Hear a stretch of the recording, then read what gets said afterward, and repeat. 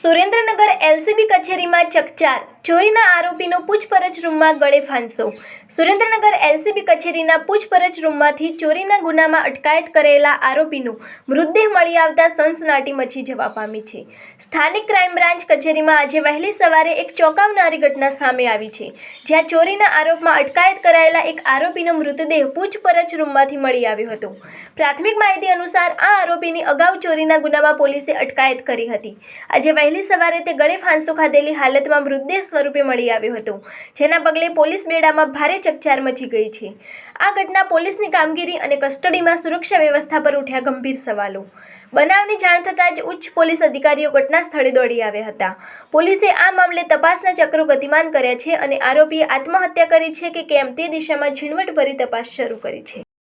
આજરોજ સવારના 11 વાગ્યાની આસપાસ એલસીબી કચેરીના ઇન્ટ્રોગેશન રૂમમાં એક આરોપી ગળે ફાંસો ખાધેલી હાલતમાં મળી આવતા આ બાબતે તુરંત જ એ ડિવિઝન પોલીસ સ્ટેશનમાં એડીની જાહેરાત કરી અને તપાસ દરમિયાન નેશનલ હ્યુમન રાઇટ કમિશનની ગાઈડલાઇન્સ મુજબ શરૂ કરવામાં આવેલી.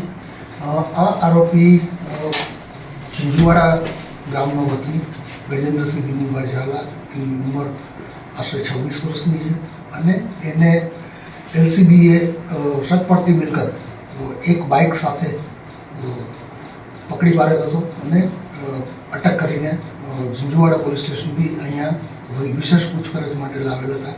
વધુ પૂછપરછમાં આરોપીએ 8 જેટલા બાઇકો ચોરી કર્યાની કબૂલાત આપેલ હતી અને એ આ બાઇકો તેમજ અન્ય ગુનાઓની કબૂલાત વગેરે બાબતે આરોપીની તપાસ ચાલુ હતી. એ દરમિયાન આજરોજ સવારમાં 9 વાગ્યા પછી આરોપી એલસીબી કચેરીના ઇન્ટ્રોગેશન રૂમમાં ગળે ફાંસો ખાઈને મરણ ગયેલ છે, જેની તપાસ અત્યારે ચાલી રહી છે. અકસ્માત મોતની NHRCની ગાઈડલાઇન્સ મુજબ આ તપાસમાં એસડીએમ શ્રી ની રૂબરૂમાં ઇન્ક્વેસ્ટ કરવામાં આવે છે, જે તમામ ગાઈડલાઇન્સ ફોલો કરીને આ તપાસ અત્યારે હાલે ચાલી રહેલ છે.